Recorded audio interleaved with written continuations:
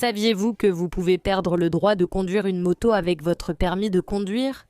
Je n'arrive pas à croire ce que j'ai entendu. Eh bien oui, si vous avez ou rêvé d'avoir une moto de plus de 500 cylindrées, il existe un projet de loi en cours au Congrès qui pourrait changer tout ce que vous connaissez sur le permis de conduire au Brésil.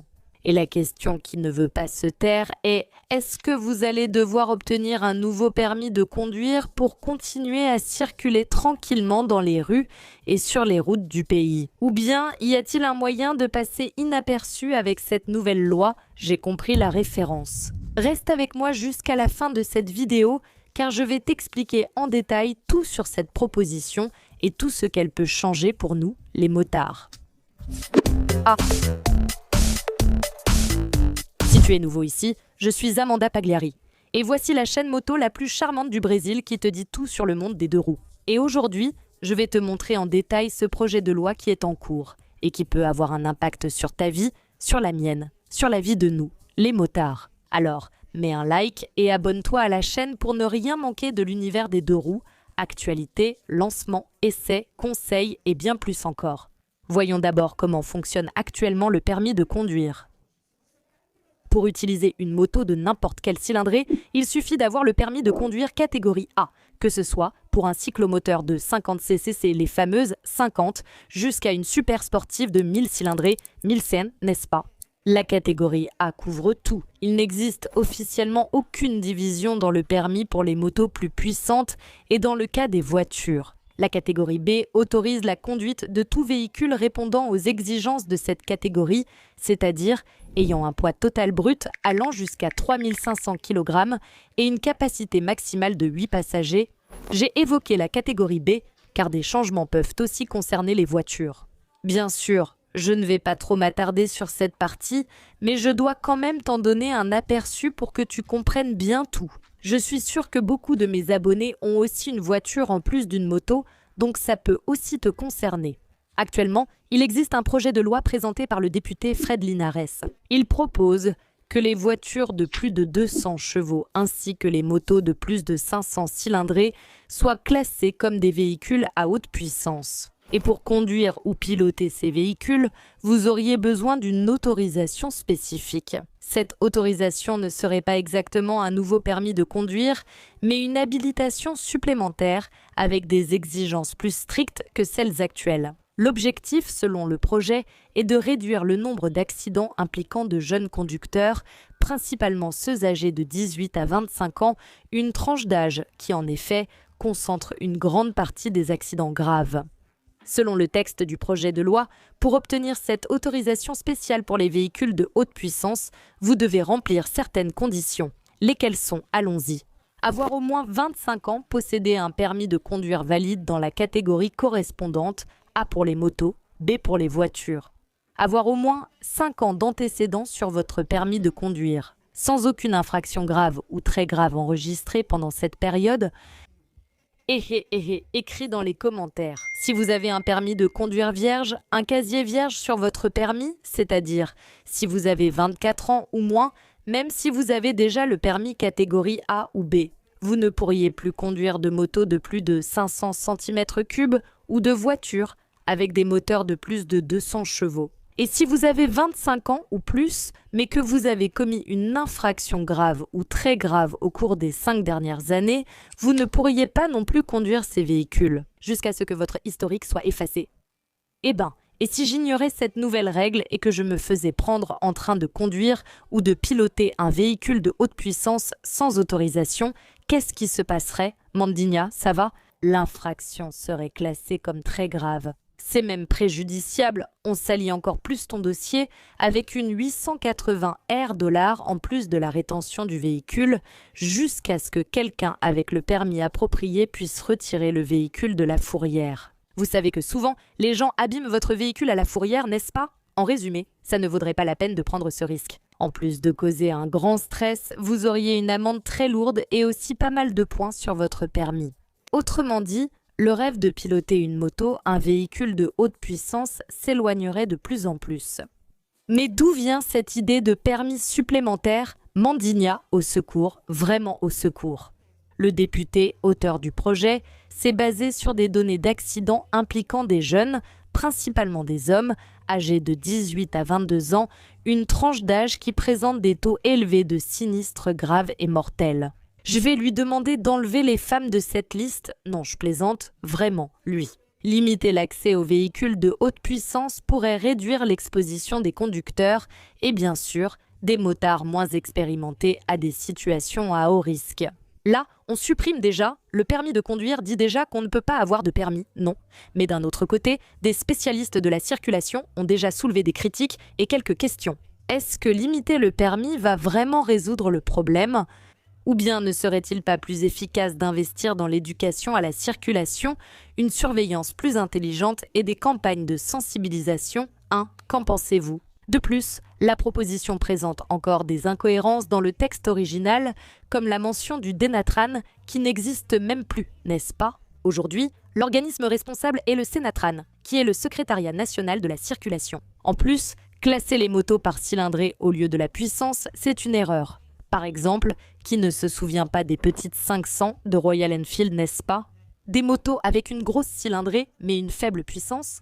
Si on prenait ça en compte, la MT-03 de Yamaha s'en sortirait bien puisqu'elle a une puissance similaire à une 5Sense de Honda, donc on ne peut pas prendre la cylindrée en considération, mais plutôt la puissance. Si c'est l'intention de la loi, n'est-ce pas ? Parce qu'il y a des véhicules qui ont beaucoup de cylindrée, mais comme tu vas le voir, ils ne vont pas si vite que ça, tu vois. Ces détails montrent que le projet peut encore subir beaucoup de modifications avant de vraiment devenir une loi. Parce qu'on va être honnête, n'est-ce pas ? On dirait presque une blague que quelqu'un veuille modifier une loi sur la circulation sans même connaître le nom de l'organisme qui coordonne les politiques de circulation au Brésil, n'est-ce pas ? Et cette personne ne comprend rien non plus à la puissance, à la cylindrée, ni aux motos. Mais enfin, il est donc important que tu saches que ce projet n'en est encore qu'à la phase initiale de traitement. Pour moi, il n'irait pas plus loin, tu comprends ? Vous êtes contre ou pour ? Écris-le en bas.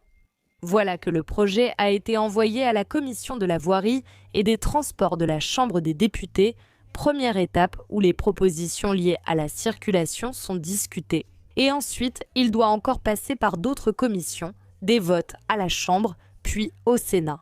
Et seulement après cela, il sera soumis à la sanction ou au veto du président de la République. Autrement dit, pour l'instant, votre permis de conduire catégorie A ou B reste inchangé.